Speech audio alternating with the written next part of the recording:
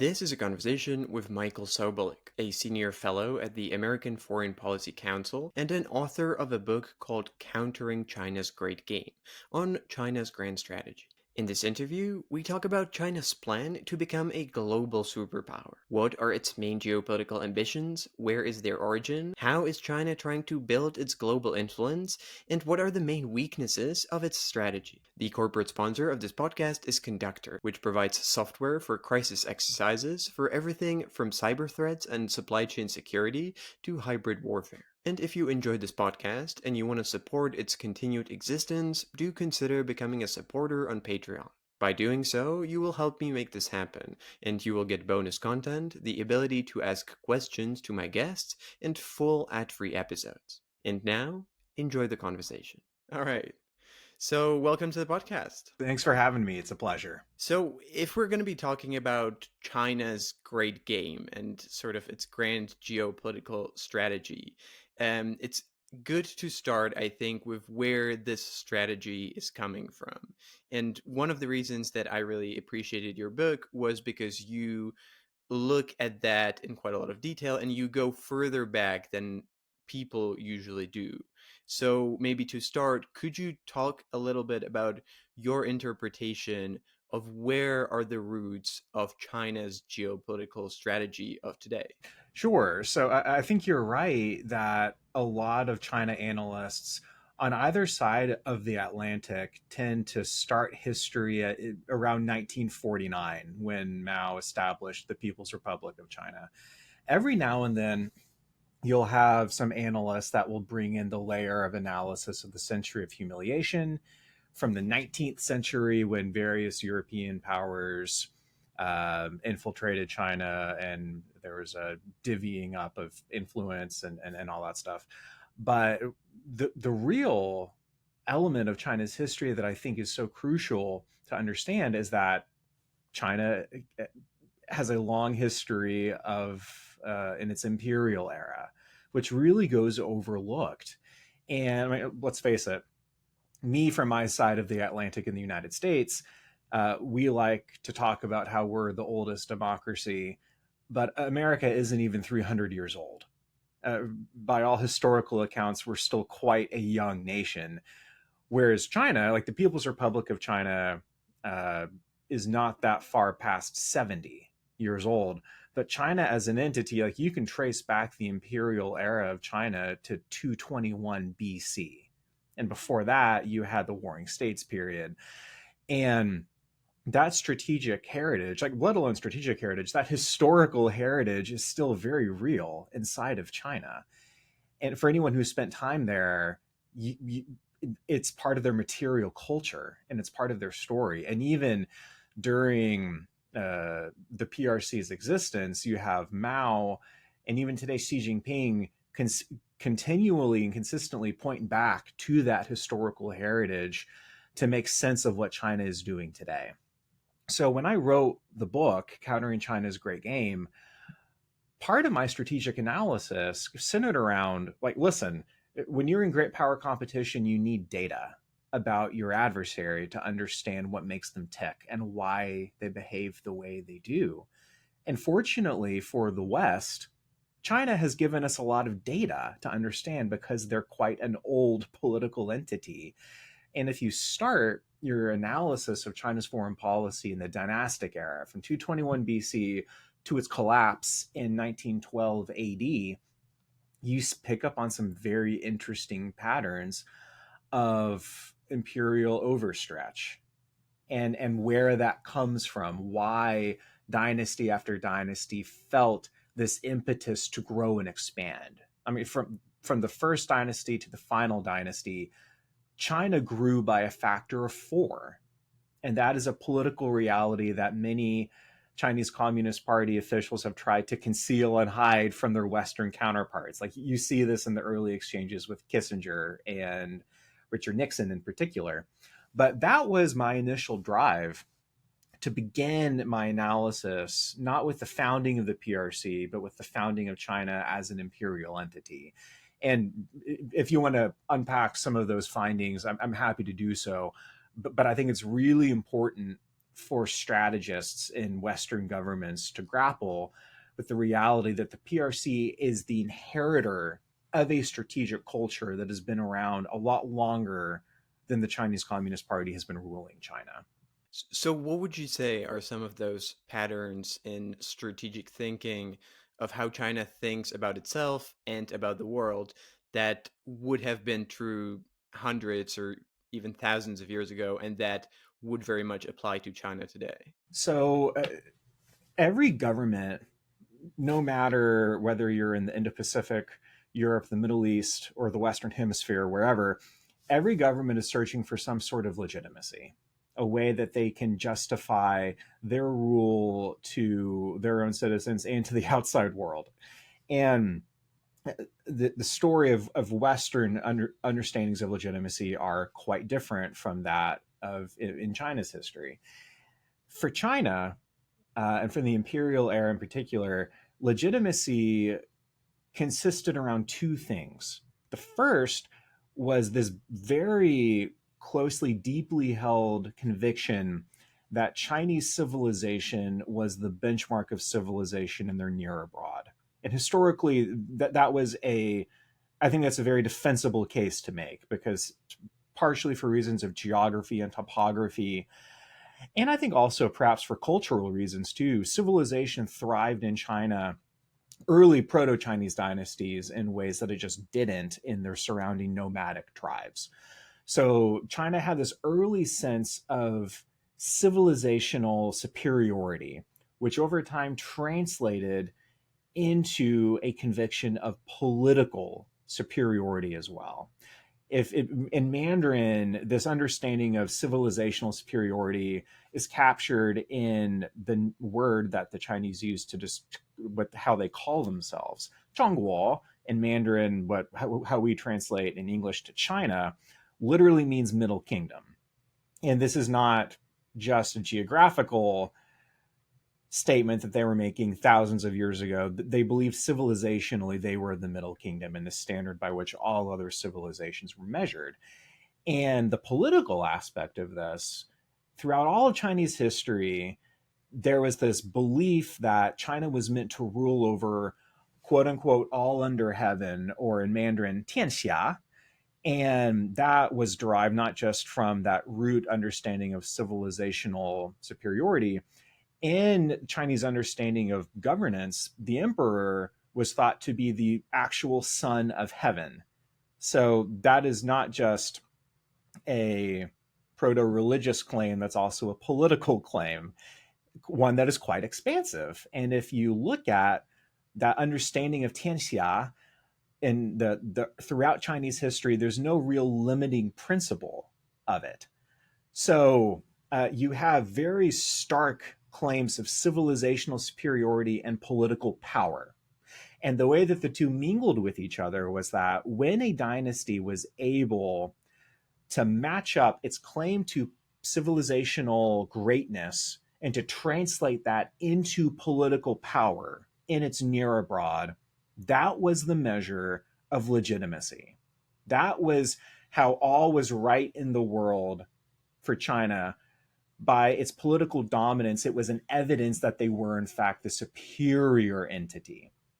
And that quest for legitimacy is what a number of different political scientists and China analysts have unpacked this idea in Chinese history called the mandate of heaven, which, at the risk of kind of oversimplifying things, I think is a Chinese understanding of legitimacy.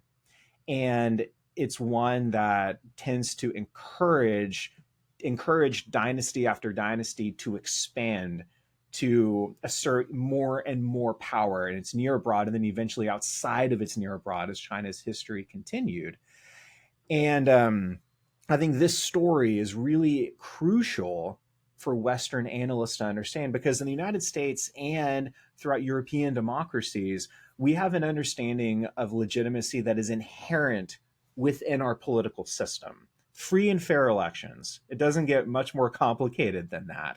If there's a dissatisfaction with the ruling authority at B, the voters can decide again. Whereas throughout China's history, There was no internal source of legitimacy. It was based on a demonstration of power and will. And that is very much at play today under the Chinese Communist Party, but is not necessarily unique to the CCP. And I think that's something that a lot of Western China analysts miss. So you've mentioned that at the core of China's strategic thinking is this need for expansion. But just to clarify, I assume that doesn't necessarily have to mean purely a military expansion, taking more land under direct military control, but this expansion can have other forms as well. Is that correct? Precisely. And this is a key distinction to make because during the dynastic period, I think a term that a lot of your listeners will probably have some familiarity with is China's tribute system. So during the dynastic era, it wasn't that China was trying to conquer every single square mile of territory in its near abroad or beyond. What China through successive dynasties was trying to realize was political influence, not necessarily total political control. They wanted to have that acknowledgement from the nations around them that China was in charge, that China was the most powerful political entity in the neighborhood. And as long as China got that recognition in a way that not only allowed them to realize their own geopolitical interests, but also gave that feedback that the Middle Kingdom actually did rule under all under heaven. That was what they were after. It wasn't necessarily total expansion with military conquest, although in some cases it was, but not in every. And this is important because we see this dynamic again today with the Chinese Communist Party. This is not a reincarnation of Nazi Germany where Hitler had visions of total world domination. It's a little different here. The CCP is out to make the world safe for their tyranny and unsafe for freedom, unsafe for democracy. That doesn't mean you need to topple every single democratic regime. What it does mean for Beijing is influence, sometimes in very discrete ways that are difficult to discern with the naked eye. But this quest for influence, and in some cases, soft control, is what the CCP is after today in many cases, and historically, that also has echoes of China's tribute system during the dynastic era. I think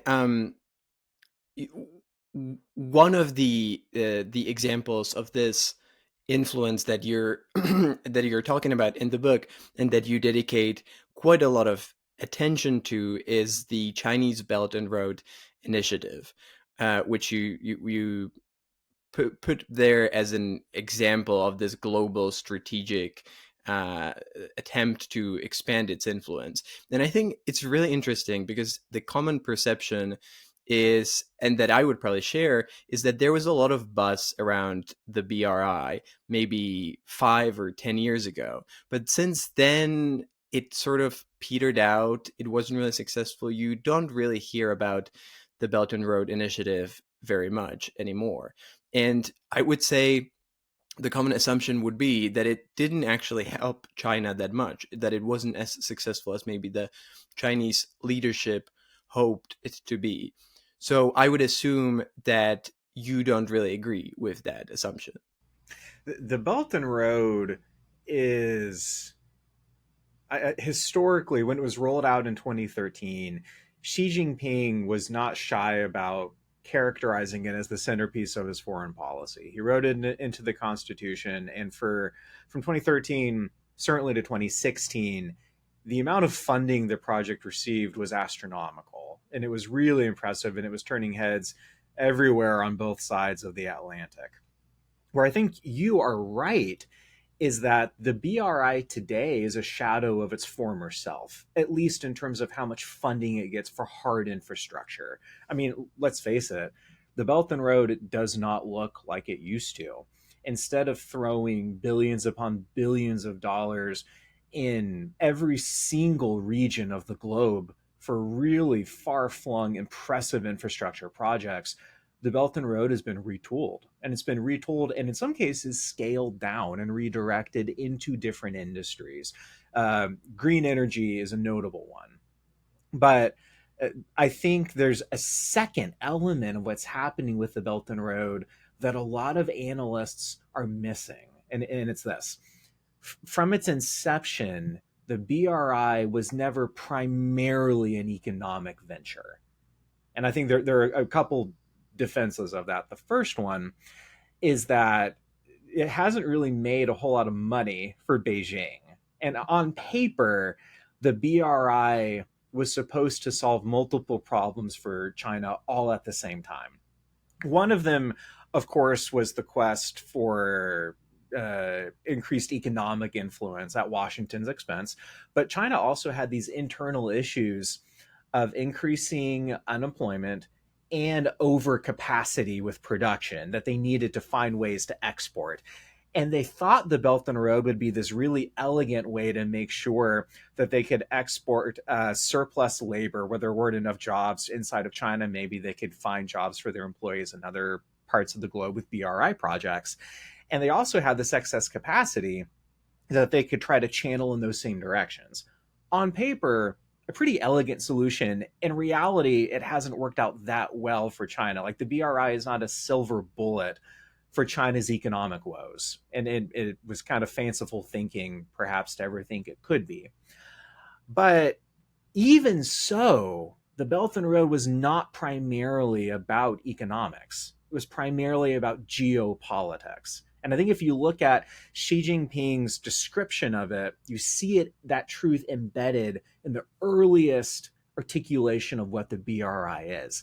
In 2013, when Xi Jinping went to Kazakhstan to announce the terrestrial component of the Belt and Road, he laid out the 5 different components of what it is. We tend to think of it in terms of hard infrastructure and construction. That was not point number 1 or point number 2. It was point number 3. It was third on the list for Xi Jinping when he was describing what this is.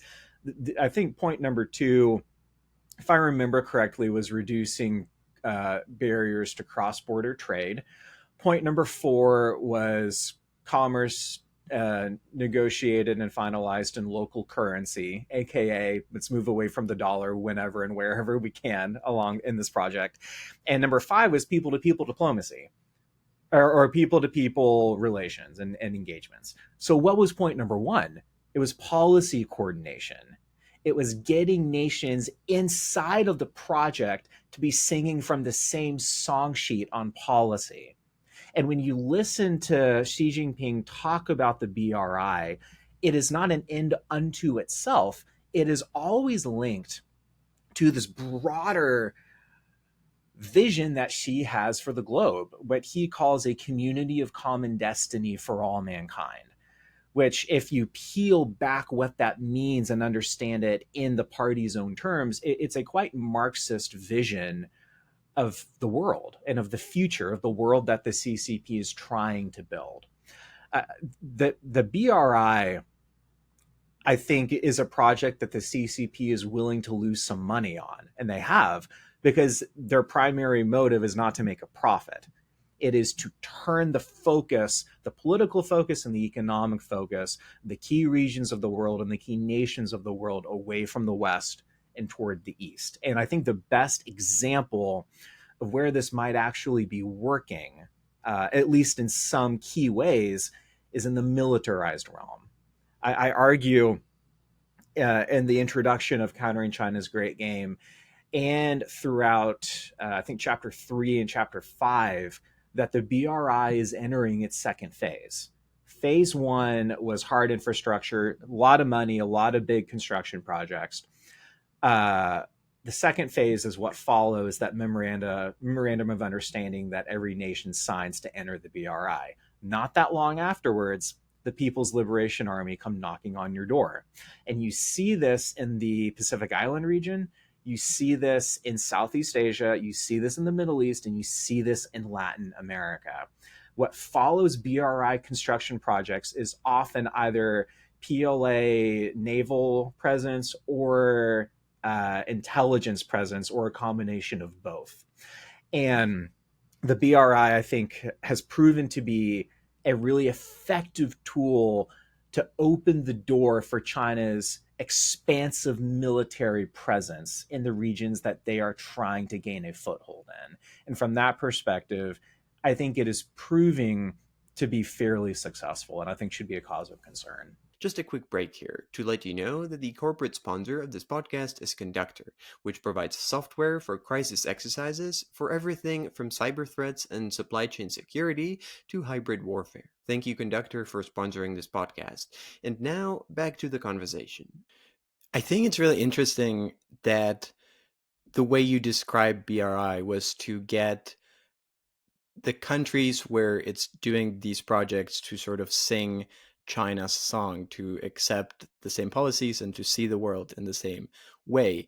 And you didn't describe it in a sense that China would be trying to turn them into allies, which I think is really interesting in how China thinks about the world versus how the US thinks about the world.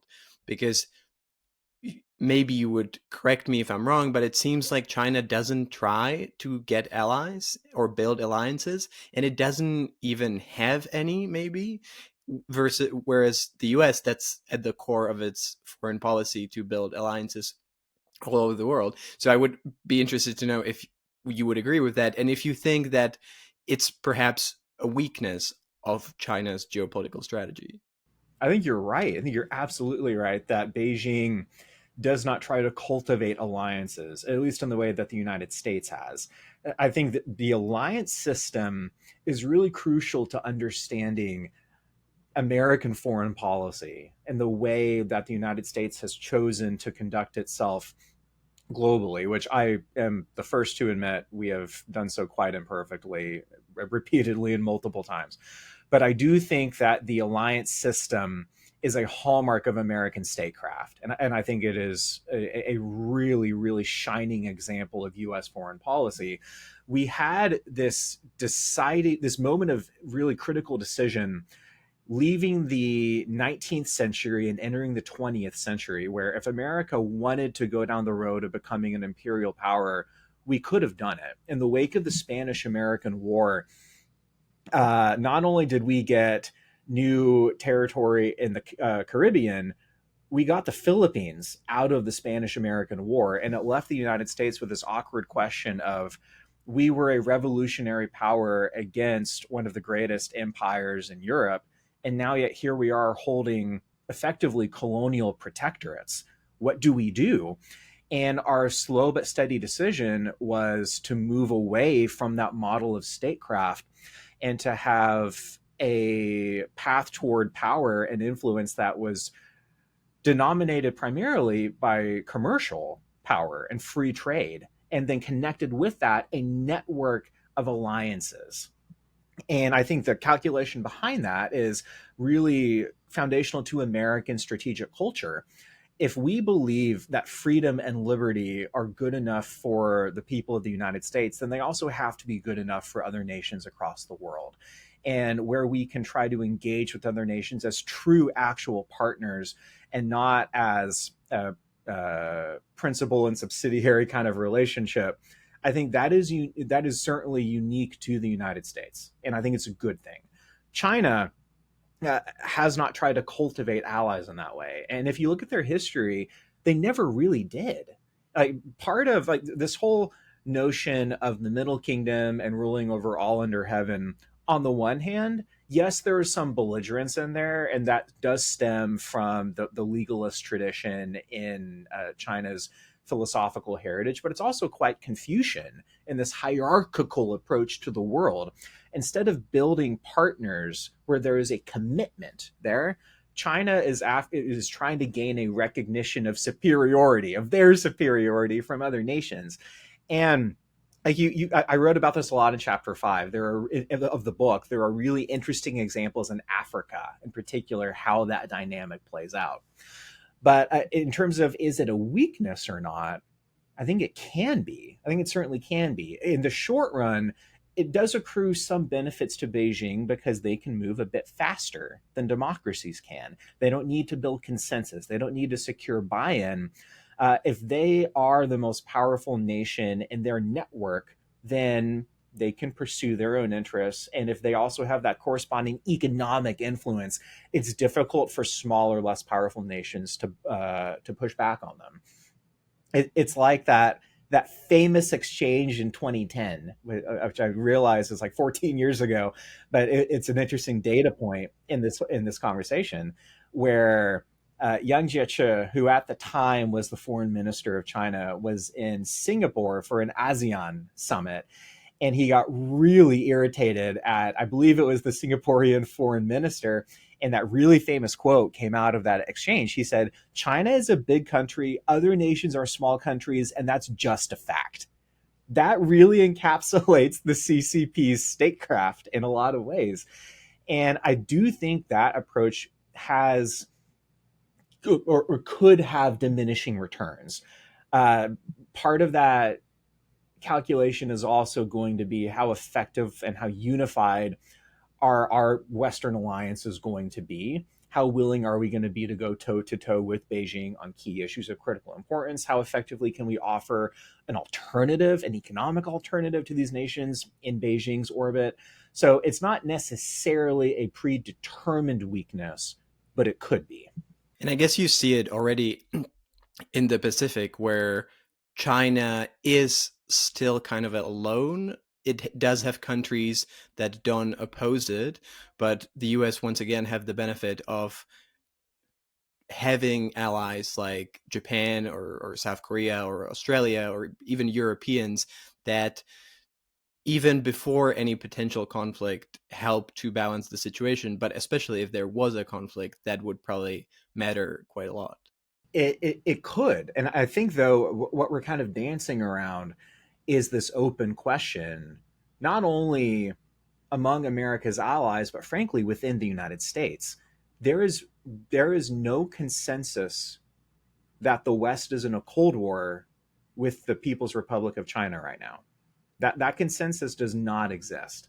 And if anything, most Western politicians will bristle at that framing of Cold War. And that is not just the case for nations who live in China's shadow. It's not just the case for nations in Europe that share a continent with China. It's also the case for leaders here in Washington. There is this real hesitancy to have the same clarity that the West had with the Soviet Union, say. It's interesting. Just this morning, before we recorded this, I was reading through NSC 68, which is the really famous White House memorandum that President Harry Truman approved in 1950, shortly before the Korean War, that laid out this whole of government and this broad vision of what this competition between the Soviet Union and the free nations of the world was. And you read it, and there was no ambiguity about how the Truman administration, then subsequently the Eisenhower administration, and then several others after, there was this shared understanding that the Soviet Union was a first order threat to the vital interests of the West, militarily, politically, ideologically, in so many different ways. There is an understanding today, I think, that dependence on the PRC is a problem economically, and in some cases with public health, like COVID. The COVID pandemic was a great example of that. But I do not think there's this shared sense of clarity that the West is in a systems competition with the Chinese Communist Party that could be existential. That is not there yet. And because that consensus is not there, that has a ceiling on how much returns America and our allies can get from this network that we are all in together. And the reason it puts a limitation on us is because the Chinese Communist Party has decided that it is in a Cold War with the free world. And because we have not come to that shared sense of understanding on our end, that's an imbalance and an asymmetry that favors Beijing. Even if they don't have alliances, they have a steady, defined outlook on how they view themselves, their relationship to the West, and how they're pursuing their interests at our expense. And we're not quite there yet. If you're enjoying this podcast, chances are that you like to know what's going on in the world of geopolitics. And if that's the case, you might want to sign up to my newsletter. It's launching from January, it's completely free, and you can already sign up so that you receive the first edition. You can find the link in the description, so check it out and sign up to stay informed. And now, back to the conversation.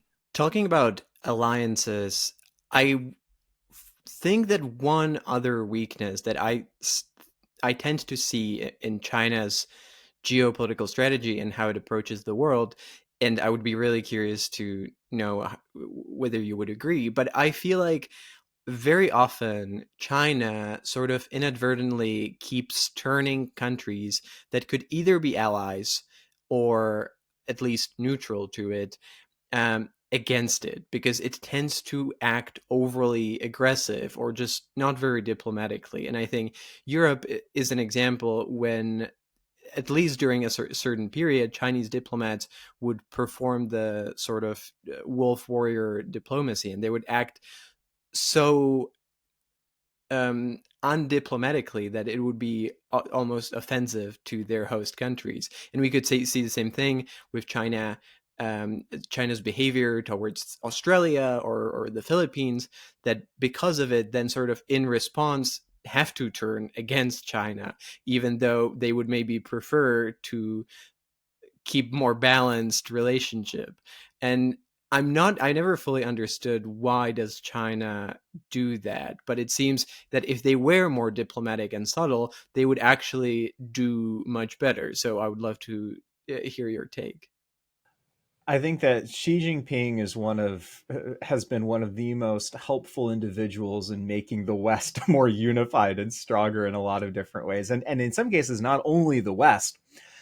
Look at the Philippines. The way that the People's Liberation Army, or I guess to be more precise, the Chinese Coast Guard, has been behaving in the South China Sea towards the Philippines has been nothing short of irresponsible, reckless, and dangerous. And uh, at some point, if China's not careful, something really, really destabilizing could happen in the South China Sea. But if China had played their like, let's be real, they have a very advantageous position in the South China Sea right now. If they were a little more circumspect, they could be locking in a lot of political gains and advantages there. But by being so aggressive, they are making it they're making the US Philippine alliance stronger, because the Philippines have no choice but to stand up for themselves, but because they only have so much national strength to exert at their quite powerful northern neighbor, like they need America's help and support there. And that is also going to be really difficult for China if and when they ever decide to invade Taiwan, because the Philippines are allowing the US military to operate from more positions on the Philippine Islands. And some of those islands are quite close to Taiwan.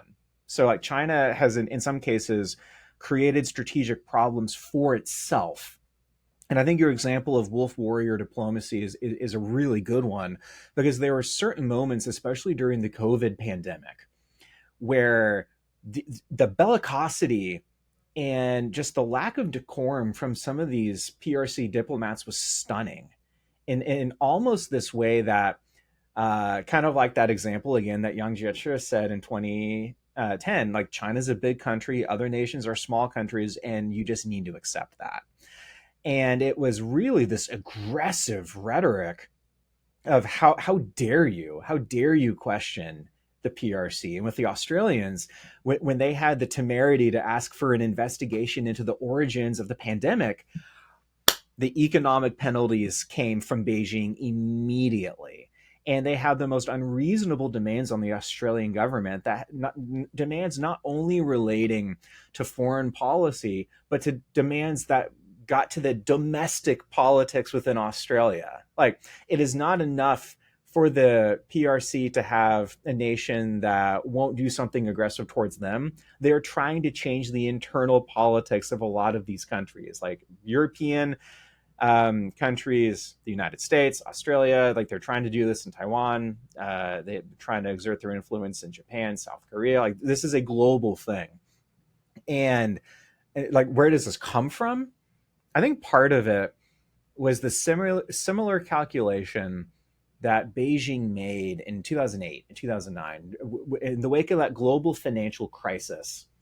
I think that, and this is actually documented in some cases, uh, Hu Jintao, who then was the premier authority figure in China, talked about how there was the sense that the global tide was turning away from the United States, and that the West seemed to be in this inexorable decline, not just because of the financial crisis, but because of the mismanaged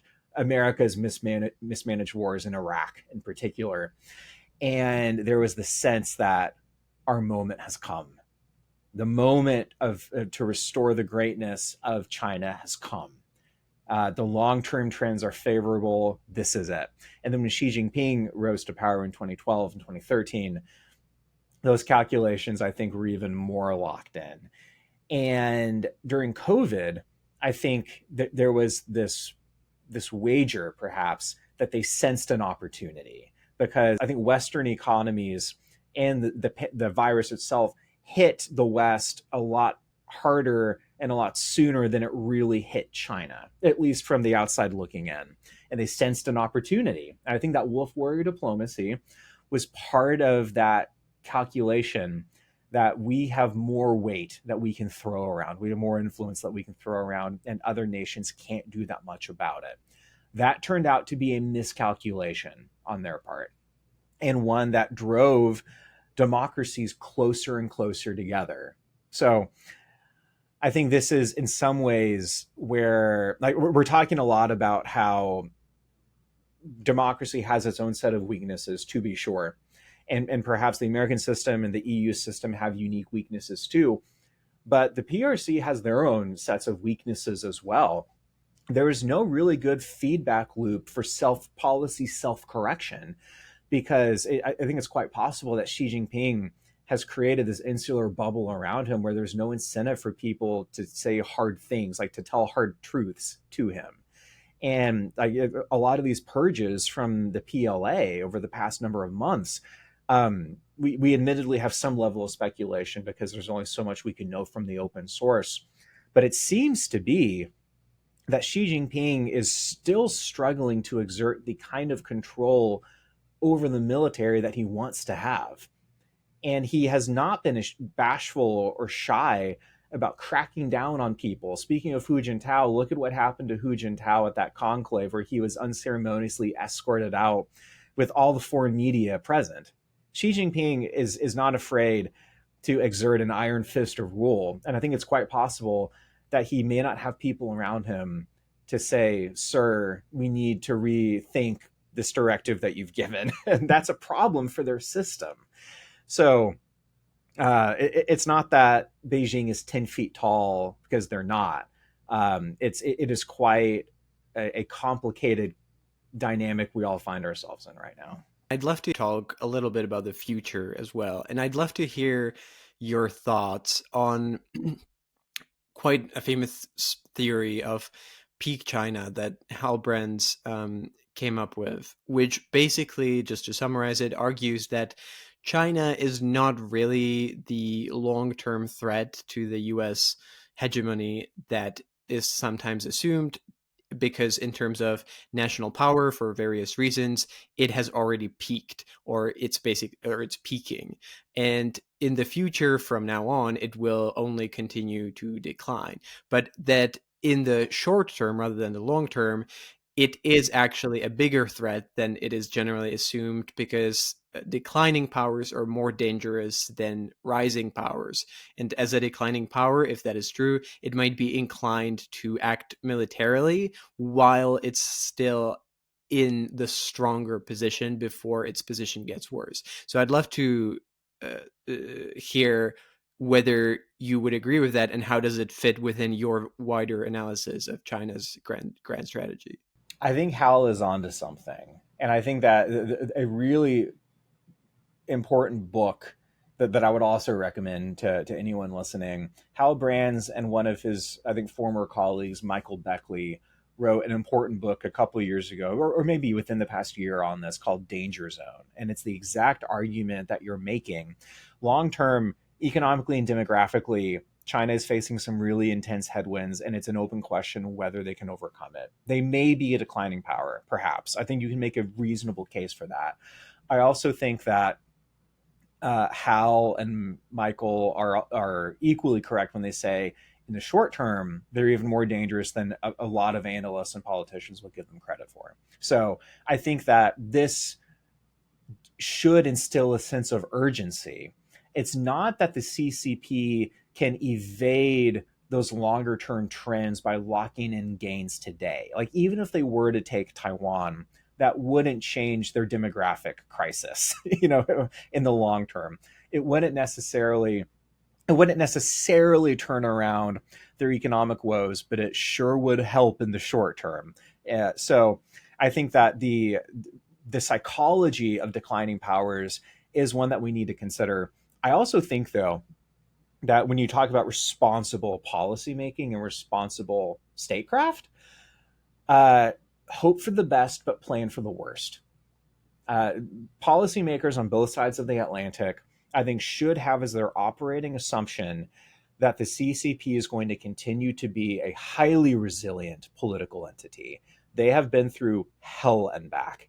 And in some cases, they have inflicted hell on their own people, and many others, like the Cultural Revolution, great leap forward, to only name a couple of examples. But this political entity has been proven to be remarkably resilient, even under the rule of Deng Xiaoping, when they were executing this economic opening. The party was able to subsume these businessmen into the party and convince them that they had an interest in not working against the party, but within it and with it. So the CCP has proven to be able to make difficult adjustments and to stick the landing. And I think that we would be kidding ourselves if we were to take solace in these long-term trends and think this is a problem that's going to go away on its own. I don't think that's fair. I don't think that's a good way to look at it. And I would say that this is a big disagreement I've had with President Biden. I think that he is right to look at these longer term trends and to say China's not going to be a problem. Like, that could be right. I think you can make a great case for it, but that should not be the basis of policy. It shouldn't inform the crux of our approach to them. The Biden policy to China is a mixed one. I've been a fairly consistent critic, but in fairness, they've done some really good things. I'm not saying it's been a total disaster, but I do think that he's a bit too optimistic about the long-term trend.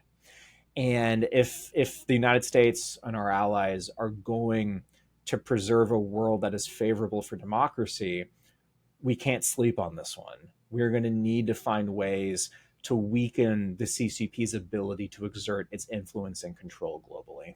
I'd love to hear your views on Taiwan and how does that fit within China's great game and everything that we've talked about.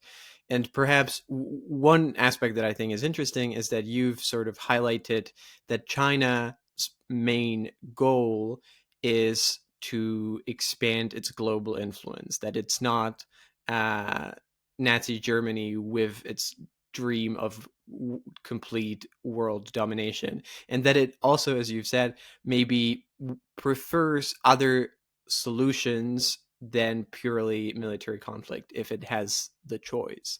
So in that context, how do you see the threat of Chinese invasion of Taiwan and possible war with the US because of that? I think that Xi Jinping is preparing China for war, quite possibly over Taiwan. If you look at steps that he's taken to make it easier to call up reservists quickly, if you look at steps that he has taken to construct bomb shelters throughout the country to ration and store food for an event in a crisis, and a whole host of other different indicators, the CCP is taking steps that any regime would take to prepare for war. And they have been doing this for a while now. Xi Jinping has also said without apology or equivocation that he wants to be the one to be remembered for having reunified China. And I think the psychology of Taiwan is one that we cannot downplay. And this is one that's really difficult for Americans to understand because our borders have been settled and secure for so long. Even though we would dispute how Beijing characterizes Taiwan as a renegade province or as a reunification, I think Washington certainly would dispute that framing. But what I think is indisputable is that the the CCP believes that the borders of China have been rent asunder ever since the nationalists retreated from the mainland and withdrew the Republic of China to Taiwan. They view their own borders as being unsettled and China itself as divided. Now, that is a big political psychological reality that for any nation that has ever gone through something like that, it's a big deal. Not saying that we have to agree with it, but I think we need to take that seriously. They view it as a first order business for rejuvenating the greatness of the Chinese nation, as Xi Jinping would say. The China dream that Xi so often talks about cannot be fully realized without getting Taiwan back. He wants this to be his legacy. He's not been shy about it. And even in a recent sit down summit he had with President Biden, Xi Jinping said, I think this was reported by NBC News, he said, like, listen, confidence building measures are all well and good, but eventually this thing needs to be settled. So I think we need to take him seriously and to take him at his word that he means what he says. And for Taiwan, I think this is a crisis that can be deterred. I think that we can forestall an invasion, a blockade, or whatever scenario. I think the United States and our allies and partners, this is something that we can prevent from happening. I don't think it's a foregone conclusion at all that Taiwan is going to fall into the PRC. But if we're going to prevent it from happening, then we need to have this mental shift that would give way to the policies that we would need to do to credibly deter it. We need to stop being so slow with arming Taiwan. We need to be more direct with how we hold the PRC accountable for disrupting the status quo in the strait. And I think the biggest thing for American politicians, and I wrote this in a policy paper back in July or June of this year, American politicians need to stop equivocating on this question of, does the PRC matter more to America's interests or does Taiwan matter more? I think that was a fair debate to have in the 1980s, perhaps even in the 1990s. At this point today in 2024, this should not be a difficult question for anybody to answer.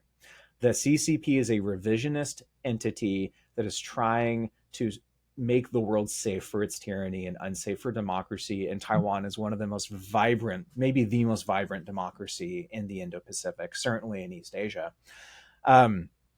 This is something that we need to forestall. We failed to deter Vladimir Putin from annexing Crimea in 2014, from further invading Ukraine in 2022. This war has been going on for so long now, 2022.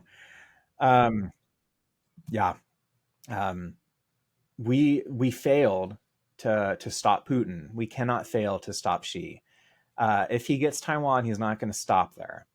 It is true that the CCP isn't Nazi Germany, but they have territorial ambitions and they're near abroad. Just look at the map of the Qing dynasty.